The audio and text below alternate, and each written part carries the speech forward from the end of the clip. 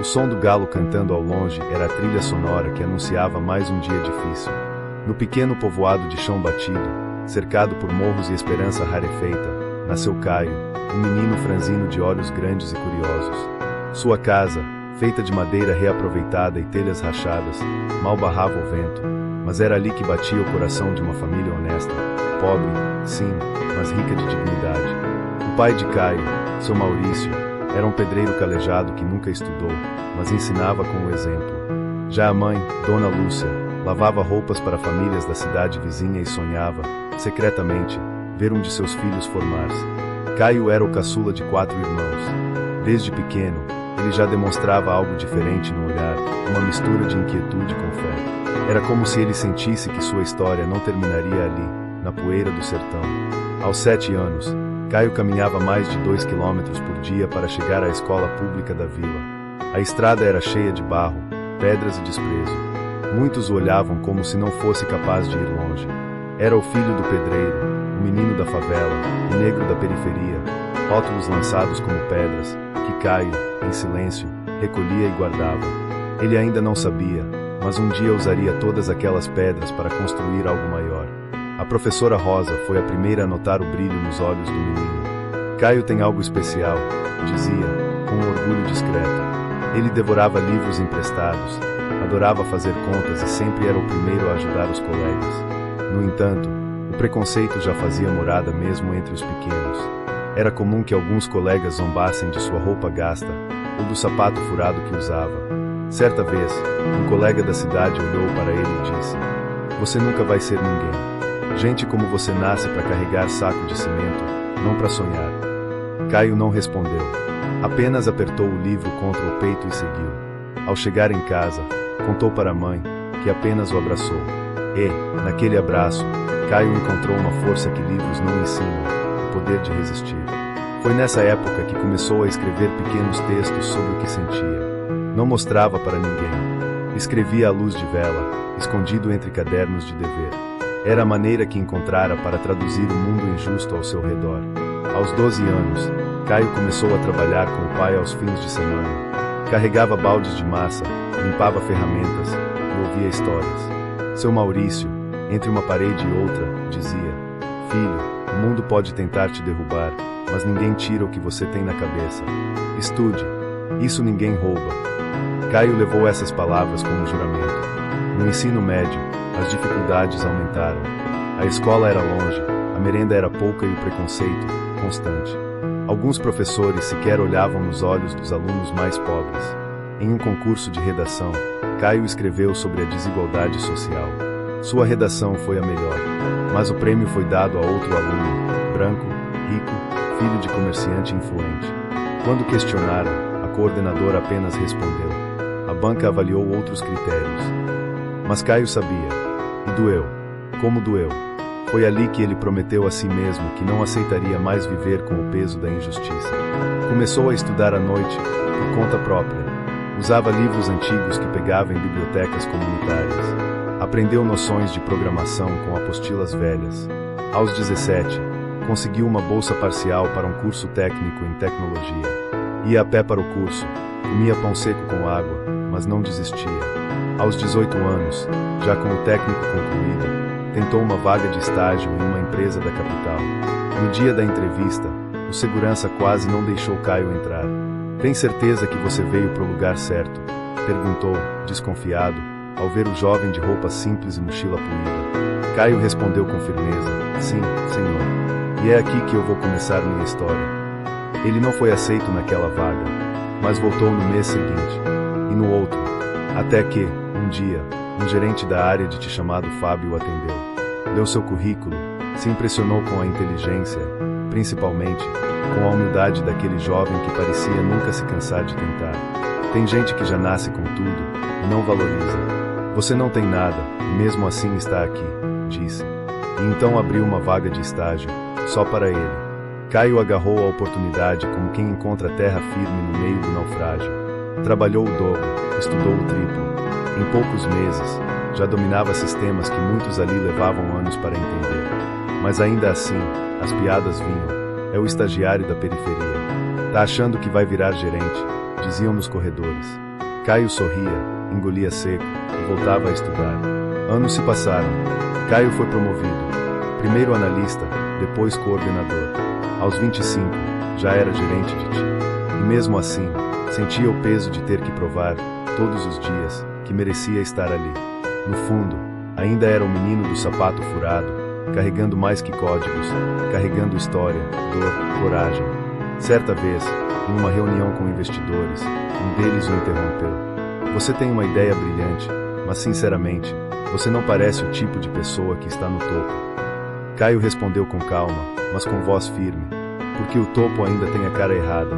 E é por isso que eu estou aqui, para mudar isso. Aos 30 anos, Caio fundou sua própria startup de tecnologia voltada para a inclusão digital nas periferias. Começou em uma sala pequena, com 3 amigos. Desenvolveram uma plataforma que conectava talentos invisibilizados com grandes empresas. Em menos de 5 anos, a startup cresceu, recebeu um investimento internacional e virou referência de inovação social. E Caio, finalmente, tornará-se o que tanto sonhara, um CEO. Mas não um CEO qualquer, um que carregava em cada reunião, em cada projeto, a memória da lama, do preconceito, da infância sofrida. No novo escritório envidraçado, com vista para a cidade que um dia o ignorou, Caio olhava para o horizonte e lembrava de tudo. A cada conquista, ele se recusava a esquecer de onde veio. Mantinha na mesa uma foto de seus pais e uma pequena pedra, uma daquelas que levava no sapato ao ir para a escola. Era seu símbolo de memória, sua âncora de humanidade. Seu pai, agora aposentado por invalidez, tinha orgulho nos olhos. Dona Lúcia, embora com as mãos ainda marcadas pelo sabão e o esforço, sorria como se cada conquista do filho lavasse a alma de todas as dores. Os irmãos seguiam caminhos honestos, e Caio fazia questão de investir nos estudos dos sobrinhos, sempre dizendo: um degrau que eu subir, vocês sobem comigo. Apesar do sucesso, a dor de antigas feridas ainda o visitava. Em eventos, era comum ser confundido com segurança ou motorista. Quando ele se apresentava como CEO, alguns arregalavam os olhos, outros fingiam naturalidade. Você é o fundador? Perguntavam com um tom de surpresa disfarçada. E ele respondia com um sorriso contido: sim, e não sou o último. Caio passou a dar palestras em escolas públicas, contando sua trajetória. Não para se exibir, mas para mostrar que era possível. Vocês não são pequenos demais para sonhar grande, dizia, olhando nos olhos de cada menino e menina que, como ele, carregavam o mundo nas costas. Certa vez, foi convidado a dar uma palestra na mesma escola onde estudará. Ao entrar, o porteiro quase não o reconheceu. Você é o Caio, o da Dona Lúcia. E então abriu os braços, emocionado. Eu sabia que você ia longe, menino. Sempre soube. Lágrimas desceram pelo rosto do velho porteiro, e Caio, com a voz embargada, respondeu: o senhor me deu água quando eu cheguei atrasado, lembra? Aquilo ficou comigo até hoje. Naquele dia, ele sentou na antiga carteira, ainda marcada com nomes riscados, e fechou os olhos. Lembrou da redação que escrevera anos atrás. Ainda doía, mas agora, ele podia transformar aquela dor em algo maior. Prometeu a si mesmo que criaria um programa de incentivo à leitura nas escolas da periferia. E assim fez. A ONG Palavras que Voam nasceu meses depois. Com livros doados, oficinas de escrita e voluntários, a ONG alcançou mais de 20 mil crianças em apenas 3 anos. Caio visitava comunidades, ouvia histórias, e distribuía mais do que livros, entregava fé. Em meio a tantas conquistas, o vazio também surgia. O sucesso não blindava contra a solidão. Caio tinha poucos amigos, pois muitos não entendiam seu passado. As conversas em jantares empresariais muitas vezes o entediavam. Sentia falta da simplicidade da vila, do barulho dos pássaros, do cheiro de pão amanhecido com café preto. Foi então que conheceu Clara, uma jornalista que cobria uma reportagem sobre lideranças negras no mercado de tecnologia. Ela não se impressionou com os números da empresa, mas sim com a maneira como Caio ouvia as pessoas. Você tem o olhar de quem sentiu na pele o que escreve nos discursos, disse ela. Os dois começaram a conversar, trocar experiências, memórias, cicatrizes. Clara também viera de uma realidade dura. A empatia foi o cimento que selou o afeto entre eles. Com o tempo, tornaram-se mais do que companheiros de conversa, tornaram-se parceiros de vida. Juntos, fundaram um instituto voltado à capacitação de jovens negros em áreas de tecnologia e liderança.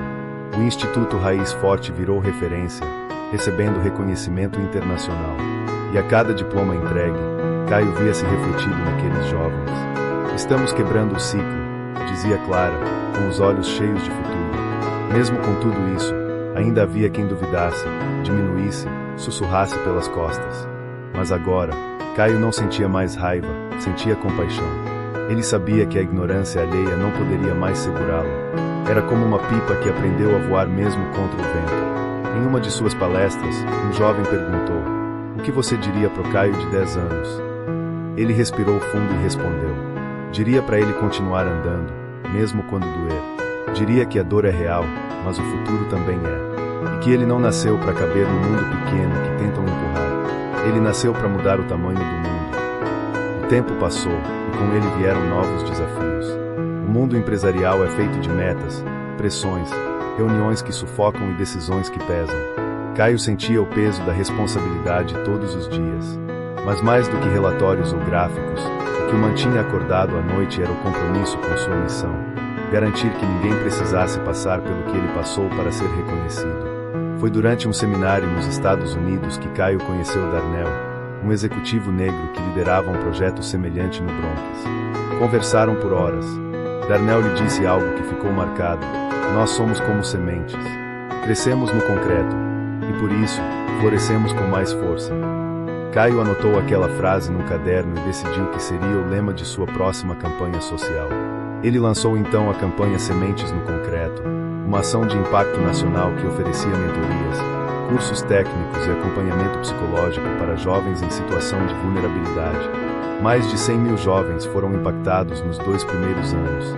Alguns, que estavam prestes a desistir da vida, encontraram nas palavras e nas oportunidades uma nova chance de existir. Mas nem tudo eram aplausos. Durante uma auditoria em sua empresa, um dos sócios investidores questionou por que Caio destinava uma parte dos lucros anuais para projetos sociais. "Você está misturando emoção com negócio", disse o investidor, seco. Caio respirou fundo e respondeu: "Eu misturo humanidade com propósito. E é isso que me trouxe até aqui." Semanas depois, Caio comprou a parte daquele investidor e reforçou: "Aqui, lucro e consciência andam juntos." Essa postura começou a atrair atenção. Matérias em jornais, convites para programas de TV, homenagens.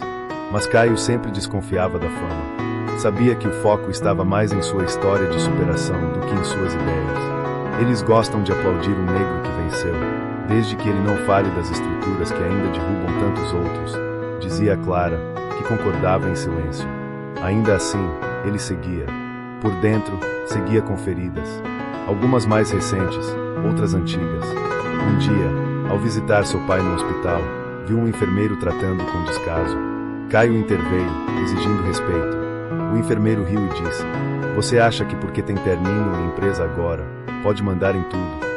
Caio ficou em silêncio por um segundo. Depois respondeu: "Não quero mandar. Quero apenas que o senhor trate meu pai como trataria o seu. Nem mais, nem menos." No caminho para casa, chorou. Lembrou de quando seu pai carregava sacos de cimento em silêncio para que ele pudesse estudar. Lembrou de suas mãos calejadas, do joelho machucado, da vez em que ficou doente e mesmo assim foi trabalhar. Ele é o verdadeiro herói, pensou. No mesmo mês, Caio decidiu criar um plano de saúde comunitário, subsidiado pela empresa. Chamou médicos, firmou parcerias, levantou fundos. O projeto Vida Digna passou a atender famílias de baixa renda com atendimento humanizado e gratuito. Era a forma de homenagear seu pai enquanto ele ainda vivia. Alguns meses depois, seu Maurício faleceu. Dormiu e não acordou. Foi uma perda silenciosa, mas brutal. Caio sentiu como se parte dele fosse enterrada junto com o pai. No velório, segurou a mão da mãe e disse: "Tudo o que eu sou, começou com ele segurando minha mão." E chorou como um filho, não como um CEO. O luto o fez repensar a vida. Durante um retiro espiritual, sozinho, sem celular ou agenda, reencontrou o menino de 7 anos dentro de si. Escreveu um texto à mão que começava assim: "A gente cresce tentando vencer, mas só vence mesmo quando entende quem é." Esse texto viralizou quando publicado. Recebeu milhares de cartas, mensagens, testemunhos. Muitos diziam: "Eu estava prestes a desistir, mas suas palavras me fizeram continuar." Caio então entendeu: Sua missão não era apenas construir empresas, mas curar almas, começando pela sua própria. O tempo passou, a empresa de Caio prosperava, e sua figura tornará-se referência.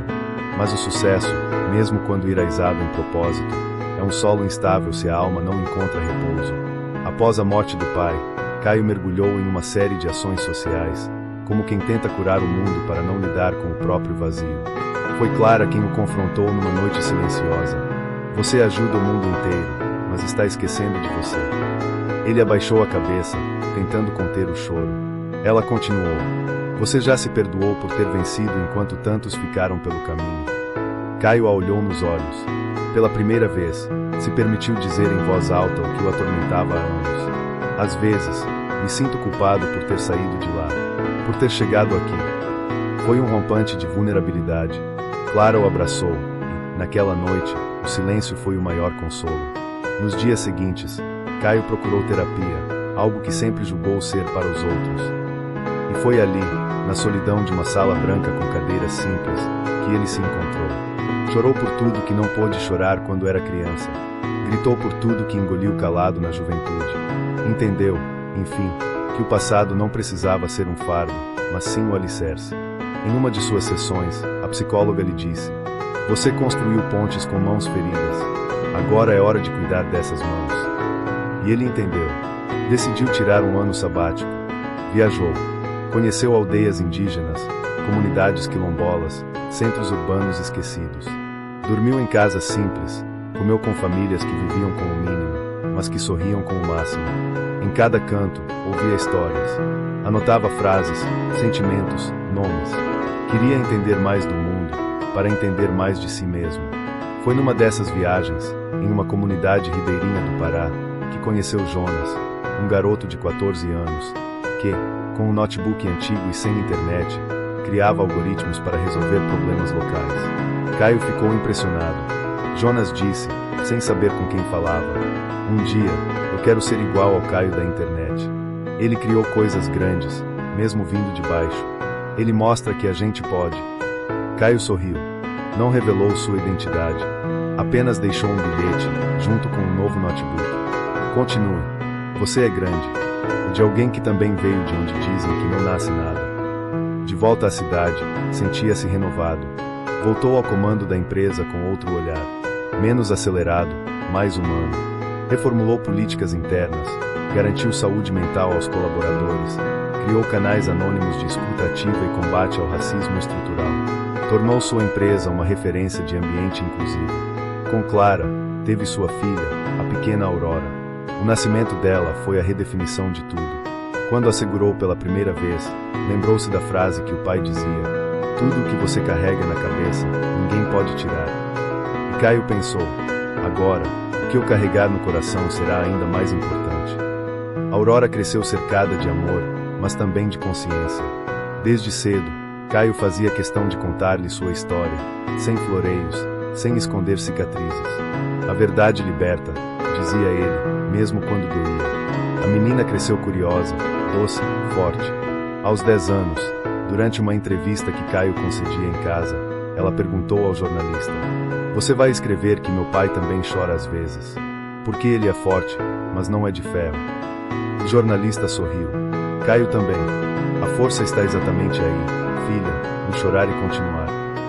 Os anos passaram com a serenidade de um pôr do sol visto do alto de um prédio, onde Caio agora costumava encerrar suas tardes.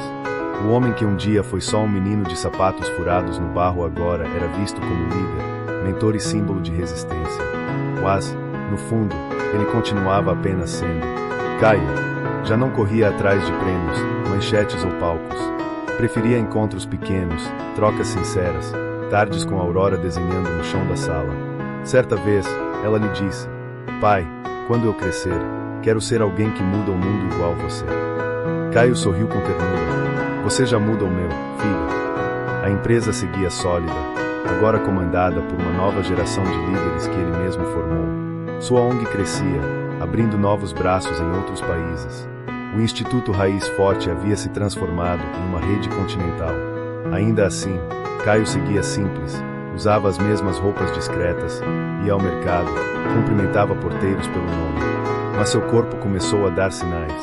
Uma exaustão persistente, dores recorrentes. Após exames, o diagnóstico veio: uma enfermidade crônica no sistema nervoso. Não era terminal, mas exigia cuidados e mudanças. Clara, sempre ao seu lado, segurou sua mão. Você passou a vida inteira cuidando dos outros. Agora, é hora de cuidar de você. Caio reduziu o ritmo. Dedicou-se à escrita, seu antigo refúgio.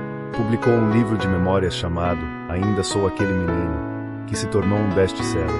Nele, relatava não apenas conquistas, mas medos, fracassos, angústias. A obra tocou milhares de vidas. Se eu pudesse voltar no tempo, escreveu ele, abraçaria aquele menino no barro e diria: você vai vencer. Mas não porque o mundo será justo, e sim porque você será maior que as injustiças. A última grande ação de sua vida foi a criação do Museu da Esperança, um espaço interativo em sua antiga vila, onde jovens poderiam acessar tecnologia, contar suas histórias e se ver representados. Lá, no centro, há uma escultura de uma criança com uma mochila nas costas, olhando para cima. Na base, uma frase simples: aqui começa o impossível. No evento de inauguração, Caio subiu ao palco em cadeira de rodas. Seus olhos estavam mais fundos, mas seu sorriso era o mesmo. Diante de centenas de jovens, disse: eu vim do nada. E o nada, meus filhos, é fértil. Crescem coisas lá. Crescem vidas, sonhos, revoluções. O que vocês precisam saber é que tudo o que tentam usar para te diminuir, um dia será o que vai te elevar. Vocês não são estatística. Vocês são semente. Aplausos, lágrimas, abraços. Aurora, agora adolescente, correu ao palco, o abraçou e disse ao microfone: esse é meu pai, o homem que não deixou a dor matar sua doçura. Alguns anos depois, Caio partiu, dormindo, assim como o pai. Tinha 66 anos. O país inteiro lamentou. Mas sua morte não foi o fim. Foi semente. Hoje, seu nome batiza escolas, praças, projetos. Mas mais do que isso, vive em cada jovem que não desiste, em cada mãe que segura a mão do filho dizendo: vai, meu filho, o mundo pode ser seu. E, em algum lugar, talvez entre nuvens e lembranças, Caio ainda caminha, sapato gasto, livro no peito, cabeça erguida. Porque homens como ele nunca param.